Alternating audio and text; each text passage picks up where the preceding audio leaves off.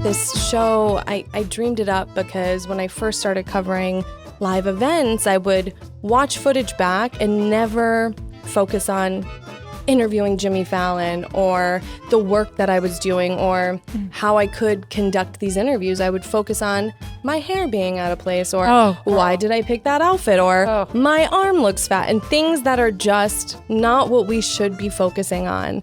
And I said, you know, if I'm feeling like this and in a sort of smaller space, I want to talk to the women who are existing in larger spaces and see what their experience was like. And if we talk about it, hopefully it will help somebody else not feel insecure or beating themselves up about these things that don't matter, but we feel like they matter. I can't wait for this show to be pushed out there and everyone. I hope if it can inspire one woman to, you know, love herself a little bit more, then that's what we're doing. Hi, Bellamy. Welcome to Odd Woman Out, a podcast. You are literally one of our very first guests on the show. I am honored. So you are making history right now. Let's hope. We're here in the Welcome to Times Square studio. We were admiring the gorgeous view. Yes. It's so pretty. We were saying we need to camp out here for the ball drop. We're gonna pop some champagne, get some snacks. I'll make a cheese board. I'm excellent at cheese board making. We'll be like, just so you we know. have a bathroom. And you guys are wearing diapers. We don't have that up here. Anyway, I'm so excited for this show. I've been dreaming up this show for quite a while to talk to powerful, amazing women artists about being a woman in the industry and inspiring the next generation of women. So to kick that off, can you tell us a woman that maybe inspired you when you were younger to want to be an actor? Oh my goodness. You know, I grew up in the mountains in North Carolina, and I, before I was thinking about careers or, what I want to be when I grow up, we were always surrounded by craftsmen and musicians, and that community, particularly up in the mountains, like near Burnsville, where my dad grew up and where my grandparents were, it was the most inclusive community I saw. Like even in Asheville, like the men went to work and the women, stayed home usually, or they were teachers. And when we were in Burnsville, like the men and the women, it was equal parts playing banjos and singing and making, whittling and doing all the things. Whittling? What is whittling? Well, I had to put the extra syllable so you'd understand, but my people say whittling. Yes, you make things with a knife out of wood, and they's beautiful. Love it. But that's really, I just wanted to be a part, this wonderful family of people. Yeah. We are looking for our family. Yeah. And that looked like the family I wanted to be a part of and felt like I could contribute to. It just was very instinctive. But when I think about what you say, like what made me want to be an actor, I think about the earliest performance that I can think of that I thought, oh, I want to go to there, was Judy Garland. In Wizard of Oz. Yes. I mean, and every year when it came on TV, it was my personal Christmas. My calendar was sort of like Wizard of Oz and then 364 boring days and then Wizard of Oz, because that was back in the day when things just came on once a year. Yeah, you couldn't stream it. But I just thought, oh, how magical. Yeah. That's so funny. My family, our like family movie is Wizard of Oz. So I grew up as well, like just ingesting all of the Wizard of Oz. The Christmas tree was filled with like the Cowardly Lion and the Scarecrow of ornaments. So the Wizard of Oz it really, really is magical. She was amazing in that. And I have to say, like, then growing up, going through all the things, learning more about her life and her journey, and it sort of only deepens the awe, everything she went through. Bless her. Literally. But that she could still, even at that point, when she'd already been through a lot, find that level of innocence and wonder. Yeah. It still astonishes me a little bit. Yeah, she's an icon for sure. Oh. Okay, so then you were like, I'm going to be an actress. I'm going to do this. What was your first acting gig? And specifically, was there a woman like on set that like uplifted you, like a woman uplifting another woman? My very first acting gig, I was 5 years old. Oh my God! And I was Gretel in The Sound of Music. in the mountains of North Carolina. And that's right, in Burnsville, I'm just talking about Parkway Playhouse. It's still there. Shout Y'all out. go support Shout out Parkway Playhouse. Bless them. And I remember, because my family was pretty fractious. And I remember the woman who played Maria in that. I just remember being so amazed by her capacity. I mean, she was a beautiful performer and singer on stage, but she also would then have us over to where she was staying and make dinner for everybody. She was like a true mama, like one of those people that could sort of just handle life in a way that welcomed you, hugged you, you know? And I just thought, oh my gosh, how does that work? You don't go home and hide and you're ashamed of something, or you fight with someone. You're just do what you love all day. And then you have a wonderful night of sharing more love with other people you've really just met. But it was, she was astonishing. And I will not get her name on the edge of my mouth right now. It'll come. But I think about the first big gig I had, which was a Cy Coleman show called The Life, at the Barrymore Theater here in New York City on the way that is so broad. And it's Joan Lader. I think about Joan Lader. I went on Accutane during that show, which if anybody's ever had a acne journey, Accutane will take you from an ingenue to Brenda Vaccaro in a day. And Joan Lader just carried me through in the palm of her hand. I love that. I love hearing those kinds of stories of just we're all doing it and we don't have to be mean. There's so many catty things happening. And when you find the light and the gorgeousness of it, it's so beautiful. It's fundamental. It's important. We have to support each other. Yes. Also, we're so lucky to get to do what we love. Oh my God. There's no reason not to be joyful and grateful. Hello. Yeah. Just to wake up every morning and be like, wow, I did that today. I was like, wow. Yeah. I'm recording this show that I thought up in my head one day. Right? It's just crazy, the things. And then to try not to be jaded in those moments is also so important. I did the same thing. I woke up and I thought, oh my God, I get to go and have this cool conversation. We're going to just and maybe somebody will hear it and maybe somebody will, may it ripple on. So thank you for thinking of this. Oh my God. Thank you for coming on. Are you kidding me? Because we'll talk about later. I'm a scandal head or whatever what do you call the scandal fans? Gladiators. Obviously. Jesus. Oh my God. We'll get into that later. But I was like, okay, don't even try. So I was telling you before we started recording that this show, I dreamed it up because when I first started covering live events, I would watch footage back and never focus on interviewing Jimmy Fallon or the work that I was doing or how I could conduct these interviews. I would focus on my hair being out of place or why did I pick that outfit or my arm looks fat and things that are just not what we should be focusing on. And I said, if I'm feeling like this and in a sort of smaller space, I want to talk to the women who are existing in larger spaces and see what their experience was like. And if we talk about it, hopefully it will help somebody else not feel insecure or beating themselves up about these things that don't matter, but we feel like they matter because of the pressures or whatever. Whatever we're noticing, anybody who's listening, I will tell you 1,000%, I'm 5,500 years old. No, she's not, you guys. I am. I'm 55, and so I know. 5,500. Feels like 5,500. Nobody ever notices what we notice. Correct. They don't care. See it. They don't care. They don't see it.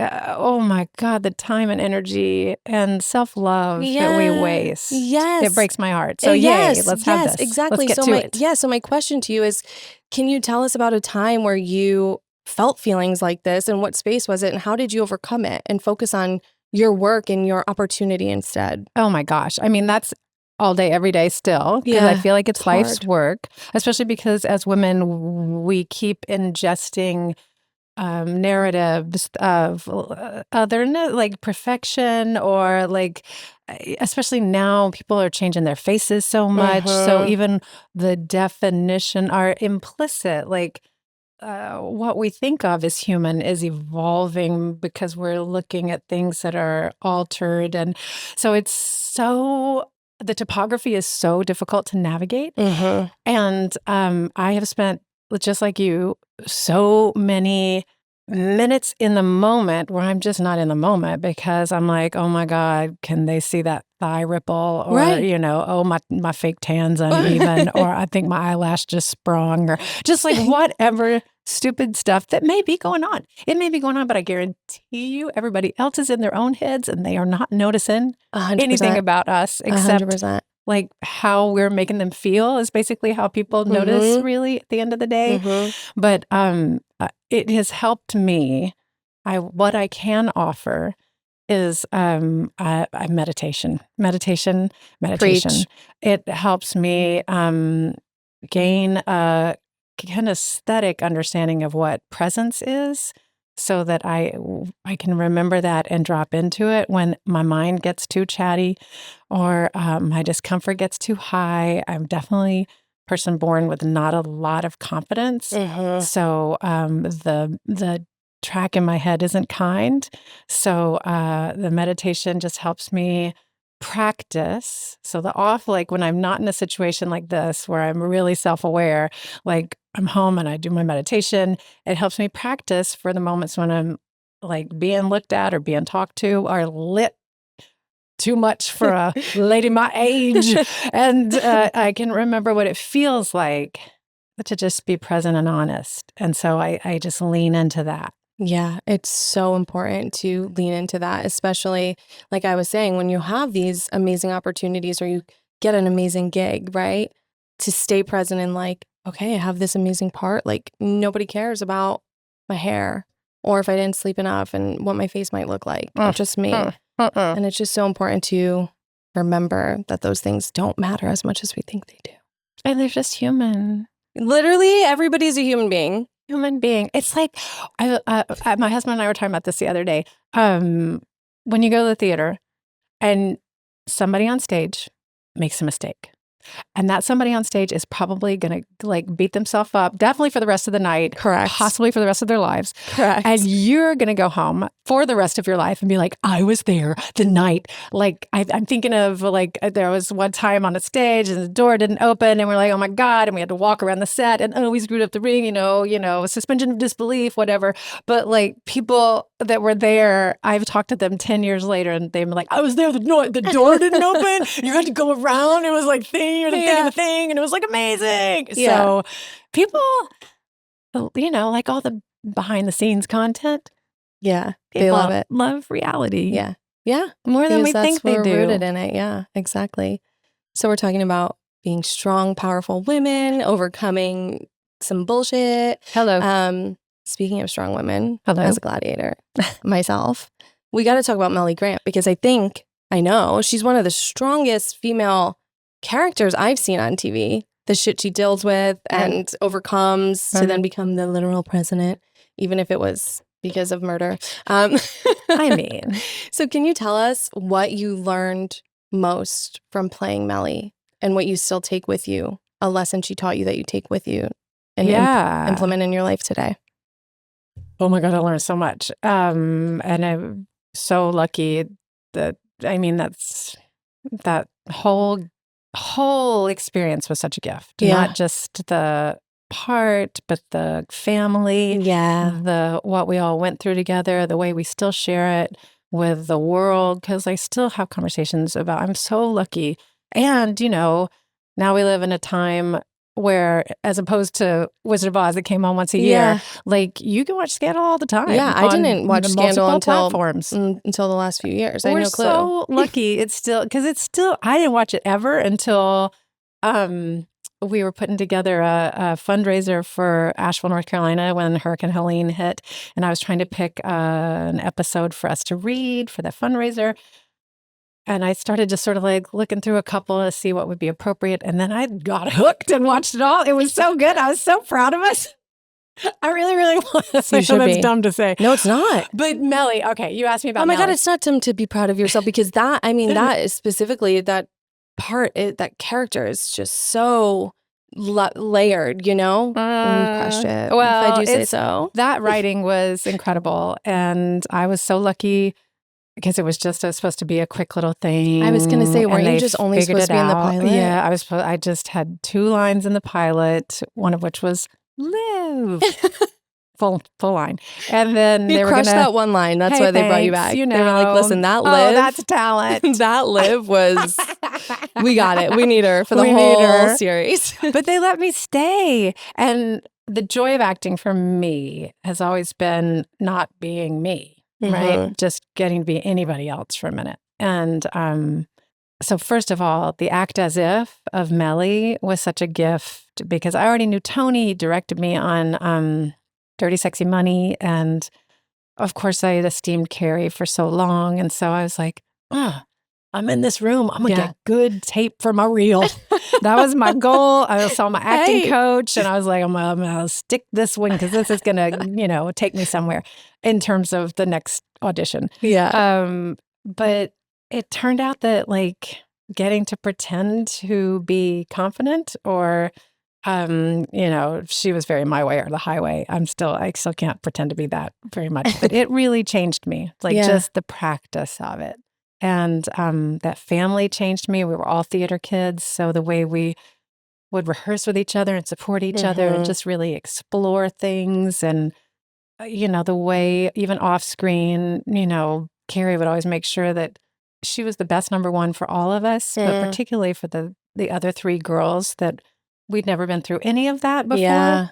And she took such impeccable care of us in terms of how to handle red carpets and how to borrow dresses and just how to handle interviews, Right. how to stand. Right. I mean, really on a philosophical level, but also on a very practical level. She was so there for us, such a leader, such a quarterback. That's so of the important team. too, especially tying into what we're talking about feeling secure in these situations of press or whatever, like to have somebody be like, this is how you do it and it's going to be all good. Yeah, like demystify that must it. have felt like incredible. And just to know anything if you had a question, you could ask, Right. And I want us all to be that for someone and to feel like we have someone to ask that of. Like I want there to be a continuum of shared, just a beautiful river of knowledge flowing in all directions. We love rivers of knowledge. Yeah. But also the writing, I have to say. We got those scenes and they were one-act plays. So I've watched it like a few times through since I found it. And another friend of mine too, and we'll text each other, I'm watching Scandal. And then we're like, are we well? Because it's not like, it's not like a joyful show, really, right? No, like that's right. The crazy things are happening. Sure. So for that to be like your go-to like feel-good show is, I'm like, am I okay, everyone? But I think I am. I think I'm fine. I think you're good. So what's the most similar thing between you and Mellie, and what's the most different? Similar. We are like doggedly loyal, I think. I think you can say we're both very, very loyal people. And cranky. I'm pretty cranky. My husband will attest. Sometimes we have to be. It just happens. Going back to we're all human. Usually you should just feed me and I'll be fine, but same. Or coffee. But she doesn't care if you're comfortable. Even when I'm cranky, I care if you feel good, if you feel comfortable, if you feel seen and heard. Like that means a lot to me. Yeah. Mellie doesn't care at all.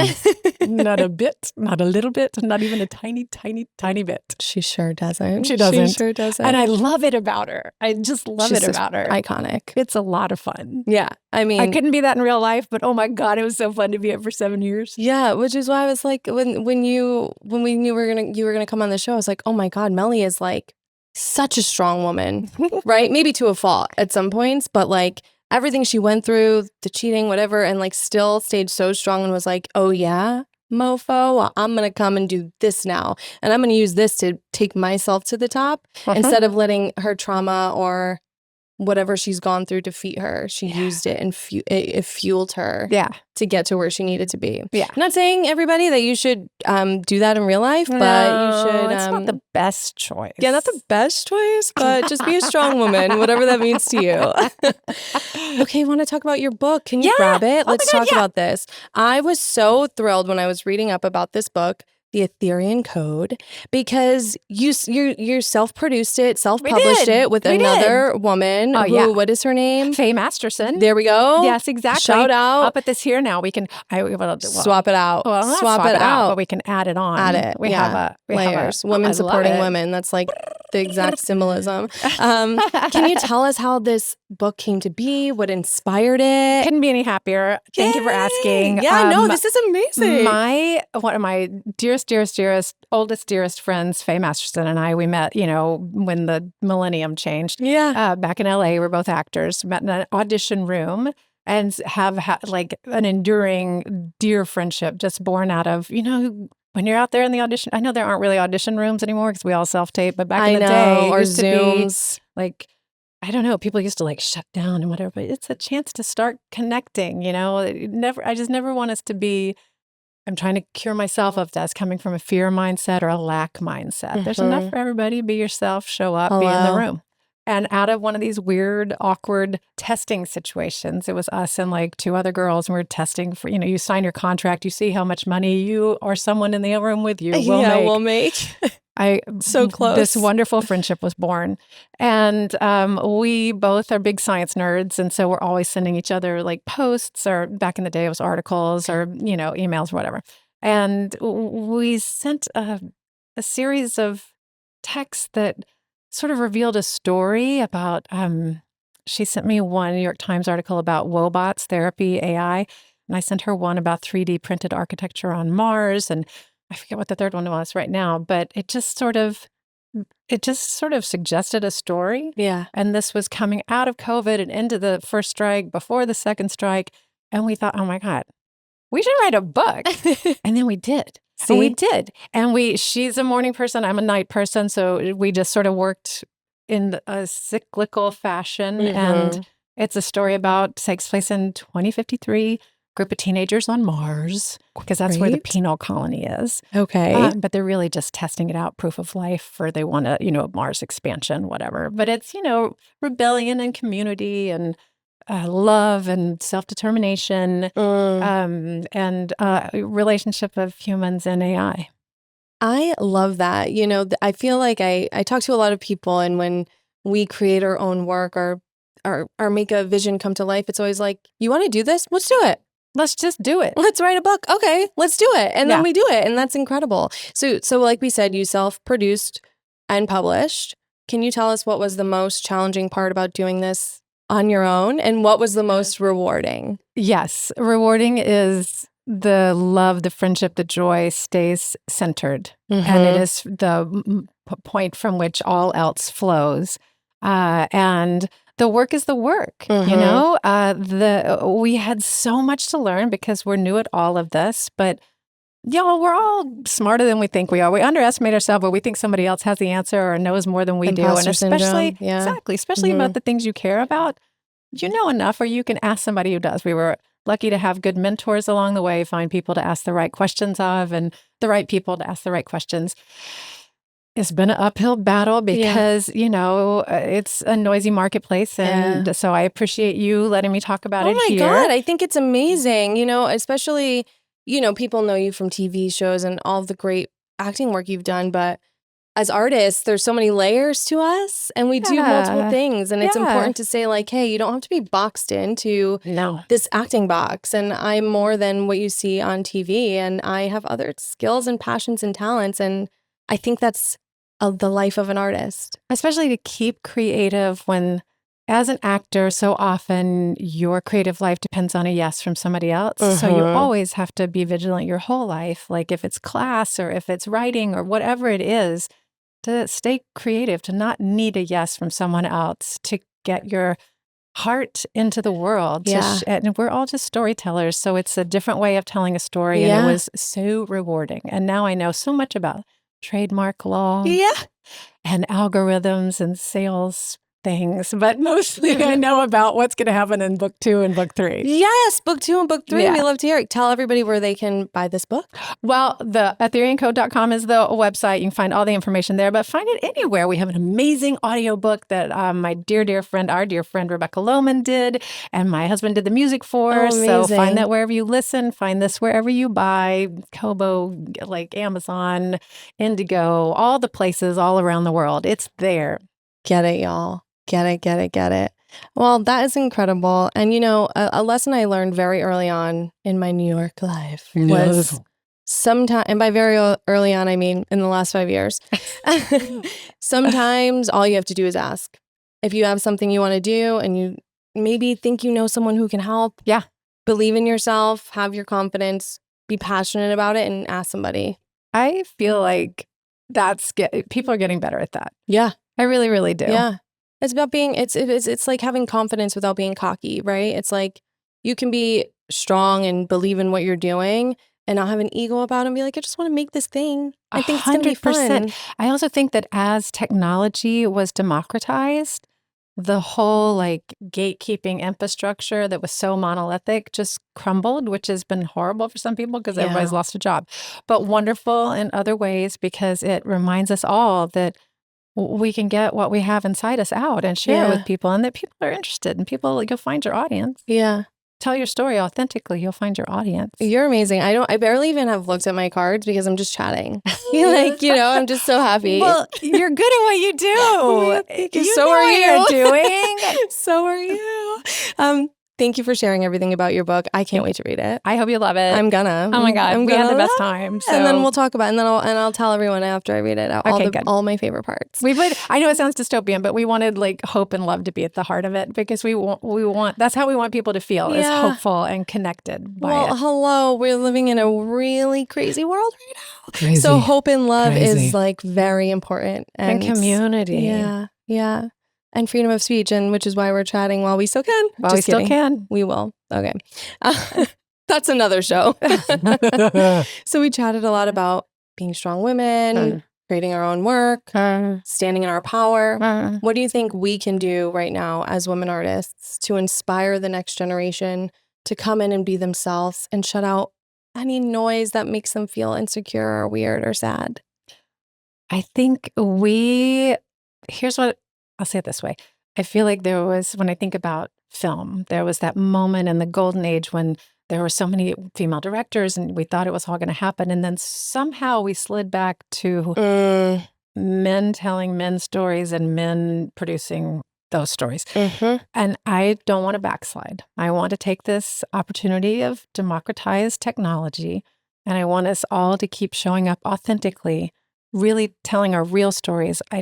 It's so hard to even watch. We watched Sophie's Choice the other night. I'd never seen it. She's astonishing.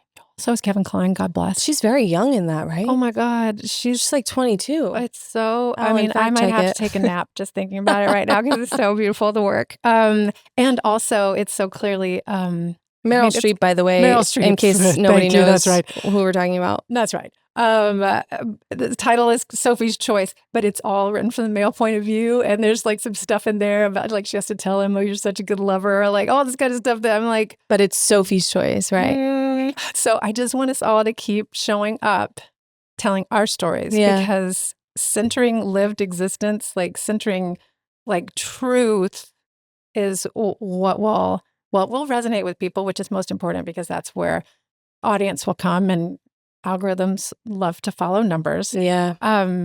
But also bringing someone with us, again, not coming from a mindset of lack, but knowing that more is more. Like, I know what I know, but what do you know? Oh, that's so interesting. That gives me the idea that I could do, it's, just keep taking our seat at the table and keep pulling up one more chair. I love that. So we chatted how you're a theater girl. Yeah. Tell us, what is your dream show to do on Broadway? Let's get her on Broadway, first of all, if anyone's listening. Please, hello? I know. Let's go. She's right here the corner in the theater district. Years. Yeah. Begging. Easy commute to work. But tell us, what is your dream Broadway show? There have been two that I've been like, one is not going to happen. Not going to happen. Whatever. It doesn't matter. We could. I had this really dark take on Mama Rose after I did Mellie. Coming from a children's pageant past. Yes. I was like, oh, I know this deeply. But that's now been done so well and so definitively that will just live in my heart as a really, really dark version of Gypsy. But there was also a time where I just wanted to do Who's Afraid of Virginia Woolf with Tony. I just wanted to keep yelling at Tony. That was what I wanted. I love him. I love But President Adam Rapp, Fitz. whatever you write next, that's what I want to be a part of. So, If you're listening, she's available. yeah. Well, I don't know if she's available. We'll have to check her schedule. We'll work it out. We'll check the schedule. We will work it out. And real quick, you are in a show coming. Yeah, with Brilliant Zachary Minds. Quinto. Yes, Exactly. Brilliant Minds. Tell us a little bit about that, just so everyone can check you out in that. God, Before it we was wrap this like up. super fun because I am such a science nerd, and this is a show that Michael Grassi wrote based on the life of Oliver Sacks, man who mistook his wife for a hat, like has propagnosia, but was a brilliant neuroscientist, and Zach Quinto plays that, and I am the villain of the second season. Yes. So whereas How fun. Zach's character is very based, very like he treats the patient, He's not the medical establishment. He really is about the patient. Mm-hmm. I am for-profit medicine. So there's some things. fun to be the villain sometimes. It's so fun to be the villain.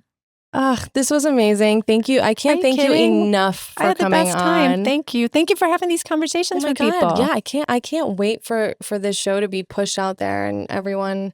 I hope if it can inspire one woman to, love herself a little bit more, then that's what we're doing. That's what I was about to ask you, if you want to close it on why you want, what you want people to feel, but you just did. Yeah. I just want a woman artist, a woman anything, to feel in her power. I love to feel confident.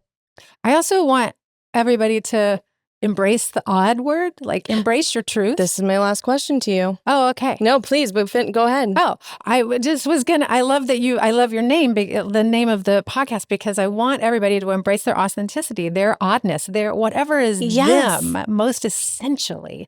That's what nobody else has and nobody else is. So embrace the odd, but just the out.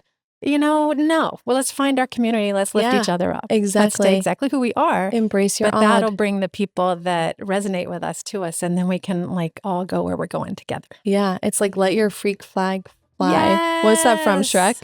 And Asheville, North Carolina. Yeah.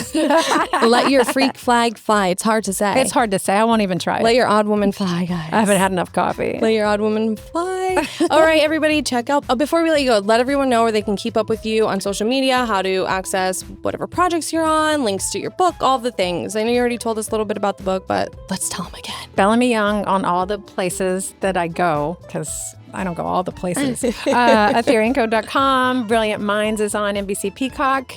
I have a podcast called She Leads with Care, lifting up the amazing work of the humanitarian organization CARE. You can listen to that wherever you listen, right after you've listened to all the Odd Woman Out podcasts. Thank you so much. Thank you. This was amazing. Thank you. That was fun.